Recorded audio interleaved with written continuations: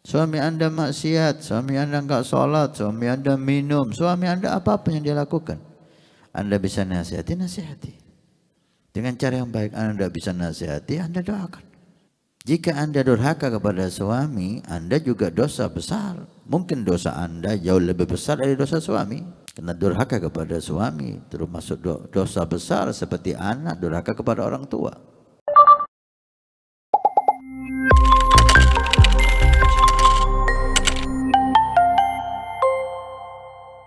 Dari Medan, pertanyaannya Habib, semoga Habib dan segenap keluarga besar TV Al-Fatarim dan semua umat Rasul sallallahu alaihi wasallam mendapat dalam rahmat Allah Subhanahu wa taala. Amin ya rabbal alamin. Saya ingin bertanya Habib, pertanyaannya adalah apabila seorang istri dilarang membantu mencari uang oleh suami di dalam rumah tangga, di dalam rumah maupun di luar rumah, sedangkan suami kurang gigih dalam mencari uang, sementara biaya untuk anak-anak sekolah dan makan hampir tidak ada, apakah benar istri menuruti suami dalam keadaan sepertinya Habib? Dan bagaimana cara berbakti dengan suami yang tidak taat kepada Allah Subhanahu wa taala? Subhanallah. Ini banyak menjadi masalah keluarga ya. Intinya tidak bisa diselesaikan hanya dengan hukum ya. Memang seorang istri wajib taat suami. Apa tadi? Dalam hal yang semacam ini juga masuk di dalamnya.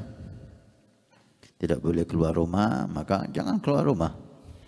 Nah, duduklah dengan suami dan libatkan pihak ketiga yang diterima oleh suami. Pihak ketiga yang diterima oleh suami, saudaranya suami, orang tuanya suami, atau ustadz yang dikagumi oleh suami. Tapi izin dulu sama suami. Duduk bertiga, cari solusi bersama. Apa alasan suami melarang Anda bekerja? Alasannya pastilah punya alasan. Gak mungkin orang dibantu gak mau, itu gak mungkin, ya kan? Apakah dia butuh? Seperti yang Anda katakan, si suami butuh untuk menambah pemasukan. Tapi kenapa dia melarang? Pasti ada alasan.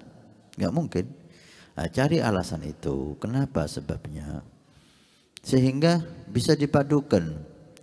Keinginan istri membantu suami bisa terlaksana. Keinginan suami untuk istrinya juga bisa dicapai. Mungkin si suami takut kalau istrinya kerja walaupun apalagi di luar rumah, dia akan anak-anaknya tidak ada yang ngurus, atau suami pulang nanti dia nggak ada, atau kalau kerja di rumah mungkin takut kesibukan bertambah dan mungkin kita juga nggak tahu apa alasan si suami tadi itu. Yang jelas saya kira pasti dia punya alasan, karena nggak mungkin orang dibantu dia nggak mau. Duduk. Apa alasannya? Kalau bisa berdua, bisa selesai berdua. Kalau nggak bisa, libatkan orang ketiga, tapi dalam tanda kutip suami setuju dalam hal itu. Carilah solusi bersama, jangan menang-menangan. Saya mau membantu anak, si suami itu hak saya melarang. Ini nggak ketemu. Kalau keluarga semacam ini tidak akan ketemu titiknya, akan timbul permasalahan dan permasalahan. Maka bicara yang enak, bicara yang sejuk, apa keinginan istri, apa keinginan suami, kemudian insya Allah pasti ada jalan keluar, pasti ada jalan keluar. Ya khair. Dan tentang suami yang tidak taat kepada Allah Subhanahu wa taala, ketahuilah wahai istri, dosa suami kepada Allah Anda tidak ada hubungannya. Tidak ada hubungannya. Anda laksanakan ketaatan kepada Allah dengan taat dengan suami. Karena taat kepada suami perintah Allah Subhanahu wa taala. Jangan Anda menjadi orang yang salah karena beralasan suaminya maksiat, saya juga maksiat. Anda bodoh. Anda menjerumuskan diri Anda ke malapetaka. Suami Anda maksiat, suami Anda enggak sholat, suami Anda minum, suami Anda apapun yang dia lakukan. Anda bisa nasihati, nasihati. Dengan cara yang baik. Anda bisa nasihati, Anda doakan. Selesai. Yang penting Anda jangan mau jika dia ada maksiat. La ta'ata li makhluk fi maksiati khaliq. Tentang maksiatnya suami kepada Allah, dosanya dia kepada Allah. Anda tidak berhak menghukuminya. Jika Anda durhaka kepada suami, Anda juga dosa besar. Mungkin dosa Anda jauh lebih besar dari dosa suami. Karena durhaka kepada suami termasuk dosa besar seperti anak durhaka kepada orang tua. Maka jadi Anda perempuan yang taat. Tanpa melihat suami Anda taat atau enggak taat. Bukan urusan. Seperti orang tua. Ketika orang tua maksiat, apakah anak wajib berbakti? Enggak ada hubungannya baktinya anak kepada orang tua dengan apa yang dilakukan orang tua. Orang tua maksiat antara dia sama Allah. Anak wajib bakti sama orang tua.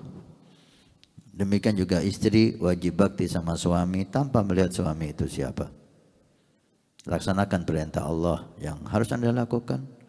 Kemudian langkah kedua, usahakan suami Anda menjadi orang saleh.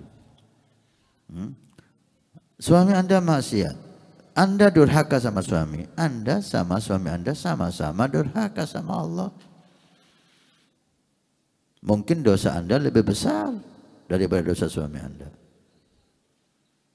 Karena durhaka kepada suami seperti anak durhaka kepada orang tua.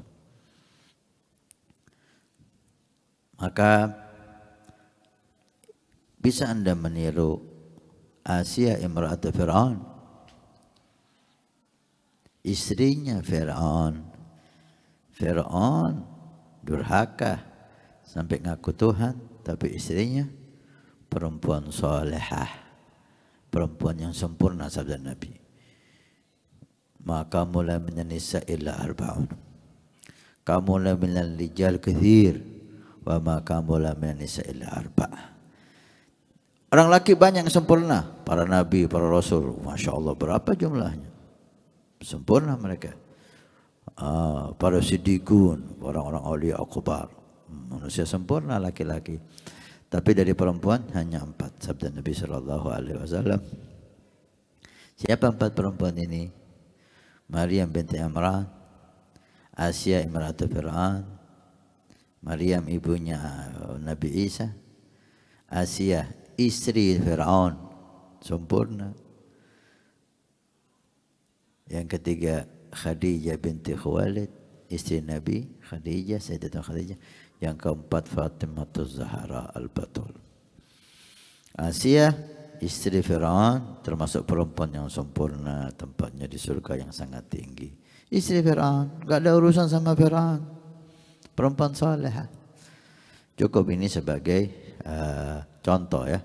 Jangan karena suami maksiat istriku maksiat, jangan. Itu bukan balasan Anda menyakiti suami, Anda menyakiti diri Anda sendiri. Anda 2 musibah, punya suami jelek dan Anda menjadi orang jelek.